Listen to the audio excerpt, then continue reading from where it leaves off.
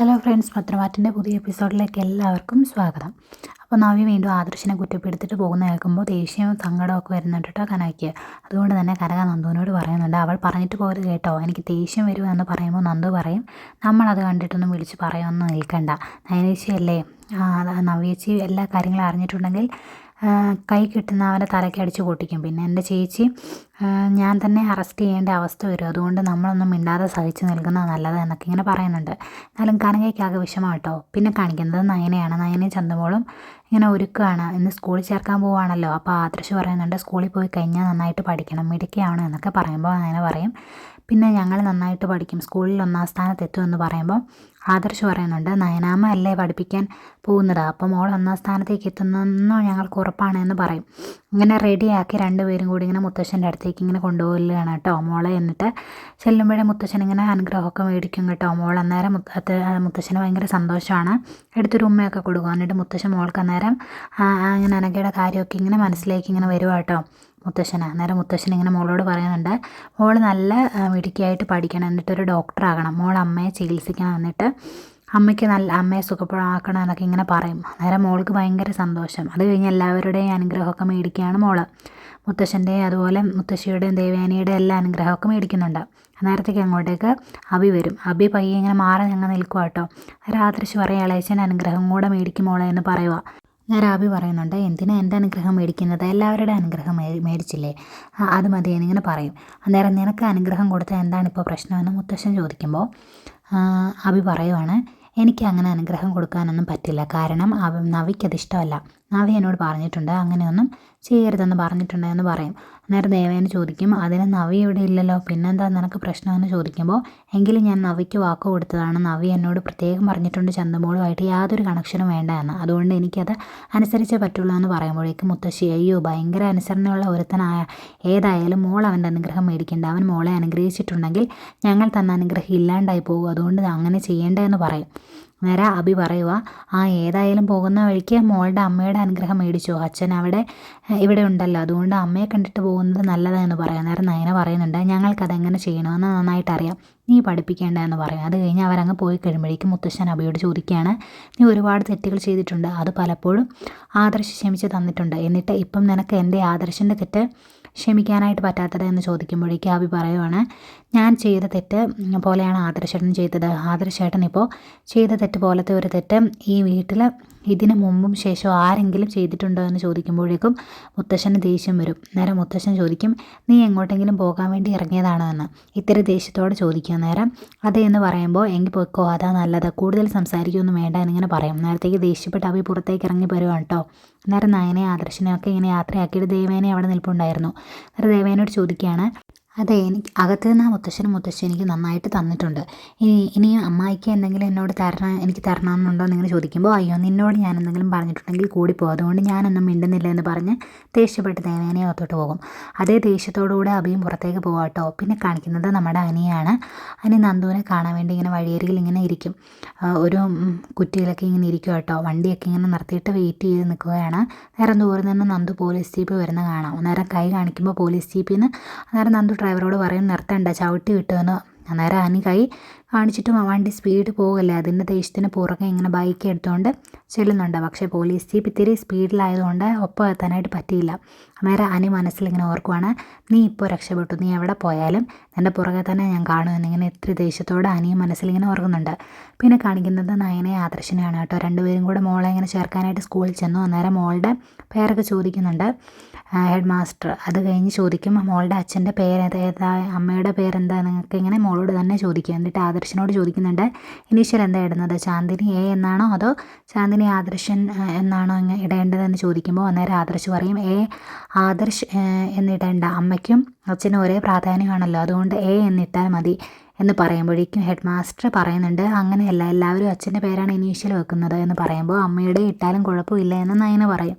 നേരെ അതും പ്രശ്നമൊന്നുമില്ല എന്നാൽ ചാന്ദിനി അനഘ എന്നിട്ട് എന്നാ ഇങ്ങനെ ഇട്ടേക്കട്ടെ എന്ന് ചോദിക്കുകയാണ്. നേരത്തേക്ക് നയന മോളുടെ പേര് അങ്ങനെ ഇട്ടോളാൻ ഇങ്ങനെ പറയുവാണ്. പിന്നെ മോളോട് കുറച്ച് വർത്തമാനമൊക്കെ പറയും. അത് കഴിഞ്ഞ് കുറച്ച് പോർഷൻസൊക്കെ മുന്നോട്ട് പോയിട്ടുണ്ട്, അതെങ്ങനെയാണ് പഠിച്ചെടുക്കുന്നതെന്ന് ചോദിക്കുമ്പോൾ അങ്ങനെ പറയും, ഞങ്ങളത് വീട്ടിൽ ഇരുന്ന് കവർ ചെയ്തോളാം, കുഴപ്പമില്ല എന്ന് പറയും. നേരെ സാറ് പറയുന്നുണ്ട്, മോള് നന്നായിട്ട് മിടുക്കിയായിട്ട് പഠിക്കണം, സ്കൂളിലും ക്ലാസ്സിലും ഒക്കെ മോളായിരിക്കണം കേട്ടോ ഫസ്റ്റ് എന്നൊക്കെ ഇങ്ങനെ പറഞ്ഞ അനുഗ്രഹമൊക്കെ കൊടുത്ത് മോളെ അവിടെ നിന്ന് പറഞ്ഞു വിടും. പിന്നീട് നമ്മുടെ അഭിയാണ് കാണിക്കുന്നത്. അഭി എവിടെ ചെന്നാലും കള്ളത്തരം കാണിക്കുമല്ലോ, അങ്ങനെ തന്നെ ഇവിടെയും കാണിച്ചിട്ടുണ്ട്. അഭി ബില്ലൊന്നും ഇല്ലാതെ കുറച്ച് സ്വർണ്ണമൊക്കെ വിറ്റു, അതറിയുവാണ് മാനേജർ. അതിൻ്റെ പേരിൽ അഭിയോട് വന്ന് ചോദിക്കുമ്പോൾ അഭി പറയുന്നുണ്ട്, ഇവിടുത്തെ കാര്യങ്ങളൊക്കെ തീരുമാനിക്കുന്നത് ഞാനാണ്, താൻ എന്നെ ഭരിക്കാൻ വരണ്ട എന്ന് പറയുമ്പോൾ അങ്ങേര് പറയുന്നുണ്ട്, എന്നെ എല്ലാ കാര്യങ്ങളും നോക്കാൻ വേണ്ടിയാണ് ആദർശ് സാർ ഇങ്ങോട്ട് മാറ്റിയത്. അതുപോലെ മൂർത്തി സാറും എല്ലാ കാര്യങ്ങളിലും എൻ്റെ മേൽനോട്ടം വേണമെന്ന് പറഞ്ഞിട്ടുള്ളത് കൊണ്ട് തന്നെ ഇങ്ങനൊരു കള്ളത്തരം ഇവിടെ നടത്താനായിട്ട് ഞാൻ സമ്മതിക്കത്തില്ല. മൂർത്തി ജ്വല്ലറിയുടെ ചരിത്രത്തിൽ ഇങ്ങനെ ഒരു കാര്യം നടന്നിട്ടില്ല എന്നൊക്കെ ഇങ്ങനെ പറയുമ്പോഴേക്കും അഭി ചോദിക്കുന്നുണ്ട്, താനല്ല ഈ കാര്യങ്ങളൊന്നും തീരുമാനിക്കുന്നത്, അതുകൊണ്ട് തന്നെ ഇതൊന്നും വലിയ കാര്യമായിട്ട് പൊക്കി പിടിച്ച് കാണിക്കേണ്ട കാര്യമൊന്നുമില്ല. എല്ലാ ജ്വല്ലറിക്കാരും ഇങ്ങനെയൊക്കെ ചെയ്യുന്നത് ആണ് എന്നിങ്ങനെ പറയുമ്പോൾ എല്ലാ ജ്വല്ലറിക്കാരും ചെയ്യുമായിരിക്കും, പക്ഷേ ഇവിടെ നടക്കില്ല എന്ന് പറയും. നേരെ അഭി പറയുന്നുണ്ട്, താൻ എന്നെ കൂടുതൽ പേടിപ്പിക്കാൻ വന്നിട്ടുണ്ടെങ്കിൽ ഇനി തൊട്ട് ഞാൻ ഇവിടെ ജോലി ചെയ്യില്ല, അതിനുള്ളത് എന്താണെന്ന് വെച്ചാൽ ഞാൻ ചെയ്തോളാം എന്ന് പറയുമ്പോഴേക്കും മാനേജർ പറയുന്നുണ്ട്, ഞാൻ വർഷങ്ങളായിട്ട് മൂർത്തി ജ്വല്ലറി ജോലി ചെയ്യുന്നതാണ്, നല്ല ഭംഗിയായിട്ട് കമ്പനിയിൽ വർക്ക് ചെയ്തിട്ടുണ്ട്, അതുകൊണ്ട് ഇവിടെ നിന്ന് ഇറങ്ങിയാൽ എനിക്ക് വേറെ ജോലി കിട്ടുകയൊക്കെ ചെയ്യും. പിന്നെ മൂർത്തി ജ്വല്ലറി വിട്ടുപോകാൻ ഒരു തൊഴിലാളിയും ആഗ്രഹിക്കില്ല, കാരണം അത്രത്തോളം തൊഴിലാളിക്ക് സംരക്ഷണം നൽകുന്ന ഒരു ജ്വല്ലറിയാണ്, ഒരു കമ്പനിയാണ് മൂർത്തീസ് ജ്വല്ലറി എന്നൊക്കെ ഇങ്ങനെ പറയും. നേരെ അഭി പറയുന്നുണ്ട്, മുന്നത്തെ കാര്യമൊന്നും താൻ പറയണ്ട, ഇപ്പോൾ ഇവിടെ കാര്യങ്ങൾ തീരുമാനിക്കുന്നത് ഞാനാണ്, അതുകൊണ്ട് തന്നെ ഈ കാര്യങ്ങളൊന്നും ഞാൻ ആദർശനോട് വിളിച്ച് പറയാൻ നിൽക്കണ്ട എന്നിങ്ങനെ പറയുമ്പോഴേക്കും പറയുന്നുണ്ട്, അത് മുകളിലേക്ക് റിപ്പോർട്ട് ചെയ്ത് കഴിഞ്ഞു, ഇനി എന്താണെന്ന് വെച്ചാൽ ആദർശ് സാർ തീരുമാനിക്കട്ടെ എന്ന് പറയാണ്. അന്നേരത്തേക്കും ഭയങ്കരമായിട്ട് അങ്ങ് ദേഷ്യം വരുന്നുണ്ട് കേട്ടോ അഭിക്കും. ഏതായാലും വീട്ടിൽ വന്ന് അത് ഒരു പിരിയായിട്ട് ഇങ്ങനെ ജലജയുടെയും നവിയുടെയും മുമ്പിൽ ഇങ്ങനെ പറയുന്നുണ്ട്. അന്നേരം ജലജ ചോദിക്കുന്നുണ്ട്, അതിന് നീ വലിയ തെറ്റൊന്നും ചെയ്തില്ലല്ലോ, ബില്ലില്ലാതെ കുറച്ച് സ്വർണം വിറ്റെന്നല്ലേ ഉള്ളൂ, ആ പൈസ ഇവിടുത്തെ അക്കൗണ്ടിലേക്ക് തന്നെയല്ലേ ചെല്ലുന്നത്, അതിനെന്തിനാ ഇതിന് മാത്രം പ്രശ്നമാക്കുന്നത്, നിനക്ക് അവിടെ യാതൊരു അധികാരവും തരാത്തത് കൊണ്ടല്ലേ എന്നൊക്കെ ഇങ്ങനെ ചോദിച്ച് ജലജ ഇങ്ങനെ ഓരോ കാര്യങ്ങൾ ഇങ്ങനെ പറയുന്നു. അതുപോലെ നവിയോട് പറയുന്നുണ്ട്, എന്നെ അവിടെ വെറുതെ പിടിച്ചിരുത്തിയിട്ടുണ്ട് എന്ന് മാത്രമേ ഉള്ളൂ, എനിക്ക് ഒരു അധികാരവും ഇല്ല, ഒരു കുഞ്ഞൊക്കെ ഉള്ളതല്ലേ എന്ന് ഓർത്താണ് ഞാൻ ഇങ്ങനെ കുറച്ച് പൈസ ഉണ്ടാക്കാൻ ശ്രമിച്ചത് എന്നൊക്കെ ആയിട്ട് ഇങ്ങനെ പറയുന്നത്. അന്നേരം നവി പറയുന്നുണ്ട്, എടാ ഇങ്ങോട്ട് എന്തെങ്കിലും പറയാൻ വന്നിട്ടുണ്ടെങ്കിൽ നമുക്കും തിരിച്ചു പറയാം, കാരണം നിന്നേക്കാൾ തെറ്റ് ചെയ്തിട്ടാണ് ആദർശേട്ടൻ, അതുകൊണ്ട് തന്നെ അയാൾ നിന്നെ ഭരിക്കാൻ വരികയോ അല്ലെങ്കിൽ നിന്നെ നന്നാക്കാൻ ശ്രമിക്കേണ്ട ഒന്നും ആവശ്യമില്ല എന്നൊക്കെ ഇങ്ങനെ നവി പറയുന്നുണ്ട്. നേരെ ജലജ പറയുന്നുണ്ട്, ഇവിടെ എങ്ങനെയൊക്കെ നടക്കുള്ളൂ, ഇനിയിപ്പോൾ ഇവിടുന്ന് ഈ കളവൻ്റെ അധികാരത്തിൽ നിന്ന് ഭാഗിച്ചെടുത്ത് പോകാമെന്ന് വെച്ചാൽ അതും നടക്കുകയില്ല എന്നിങ്ങനെ പറയുമ്പോൾ നവി പറയുന്നുണ്ട്, ഒരു തവണ മുത്തശ്ശൻ അതിന് ഒരുങ്ങി ഇറങ്ങിയതല്ലായിരുന്നു, അത് മുടക്കിപ്പോയത് കൊണ്ടല്ലേ എന്ന് ചോദിക്കുമ്പോൾ ജലജ പറയാണ്, അത് മുടങ്ങിപ്പോയത് നന്നായി എന്ന്, അന്ന് അധികാരം മൊത്തം എഴുതി വെച്ചിരുന്നത് ആദർശനാണ്, ആദർശ് തീരുമാനിക്കും ആർക്ക് എന്ത് കൊടുക്കണമെന്ന്, എനിക്ക് വലിയ പ്രശ്നമൊന്നുമില്ല, പക്ഷേ അഭിയുടെ കാര്യം അതായിരിക്കില്ല എന്നൊക്കെ ഇങ്ങനെ പറയുകയാണ് കേട്ടോ.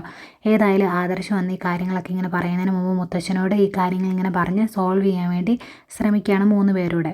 അന്നേരം രണ്ടെണ്ണം നവിയോട് പറയാണ് കേട്ടോ, എന്തെങ്കിലും മുത്തശ്ശൻ നവിയെ പറഞ്ഞിട്ടുണ്ട്, അന്നേരം നീ തിരിച്ചു പറഞ്ഞോണം കേട്ടോ എന്നൊക്കെ ഇങ്ങനെ പറഞ്ഞ് നവിയനെ എരിവ് കയറ്റിക്കൊണ്ടാണ് 3 പേരും ഇങ്ങനെ മുത്തശ്ശൻ്റെ അടുത്തോട്ട് പോകുന്നത്.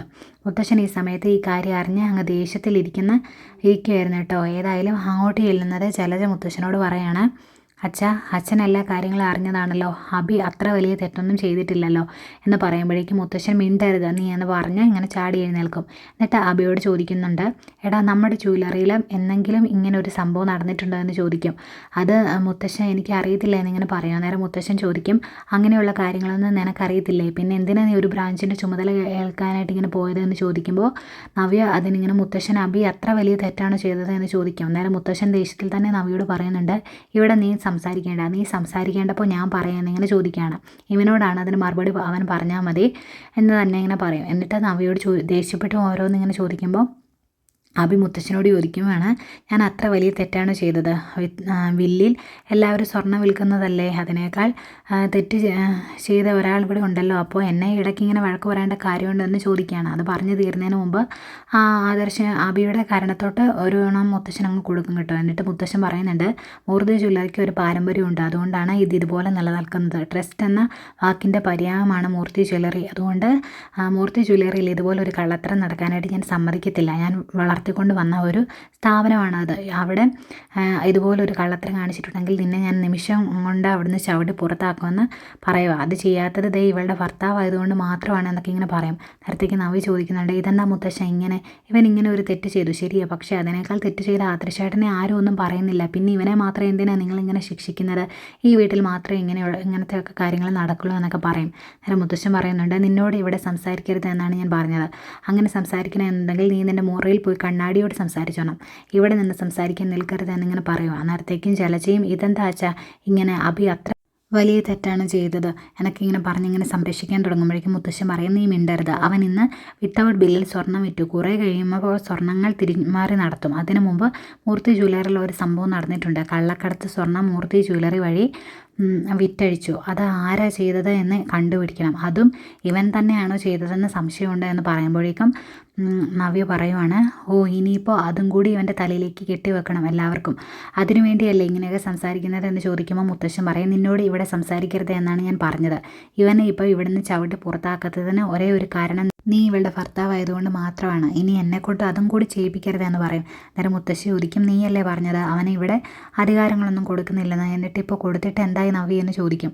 നേരത്തേക്ക് നവ്യ പറയുവാണ്, ഓ ഇവിടെ ഇവൻ ചെയ്യുന്നതിന് മാത്രമേ കുഴപ്പമുള്ളൂ, ആദർശേട്ടൻ എന്ത് ചെയ്താലും കുഴപ്പമില്ല. തെറ്റിൽ മുങ്ങി നിൽക്കുവാണ് ആദർശേട്ടൻ, അതൊന്നും കാണാൻ ഇവിടെ ആളില്ല എന്ന് പറയും.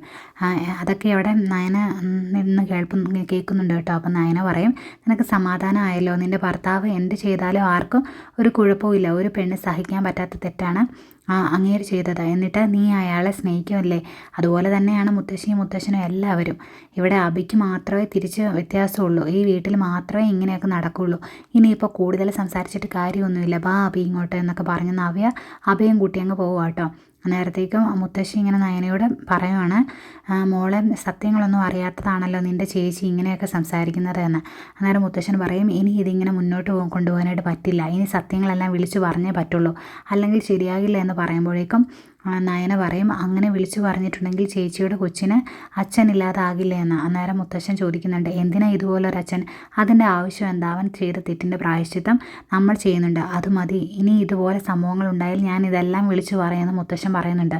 നേരം നയന പറയുവാണ്, ഞാൻ ആദർശേട്ടനെ ഒന്ന് വിളിക്കട്ടെ, വിളിച്ചിട്ട് ഒന്ന് സംസാരിക്കാം. ഏതായാലും അഭിയെ ഇങ്ങനെ കയറഴിച്ചു വിട്ടാൽ ശരിയാവില്ല, ഒന്ന് നിയന്ത്രിക്കേണ്ട സമയമായി എന്ന് നയന പറയുന്നുണ്ട്. ഏതായാലും തല്ലിയേൻ്റെ ദേഷ്യത്തിൽ ഇങ്ങനെ മുകളിൽ പോയിരിക്കുകയാണ് കേട്ടോ അഭി. അതിൻ്റെ കലിപ്പിൽ നിൽക്കുന്ന അഭിയെ കാണിച്ചുകൊണ്ടാണ് ഇന്നത്തെ എപ്പിസോഡ് വൈൻഡപ്പ് ചെയ്യുന്നത്.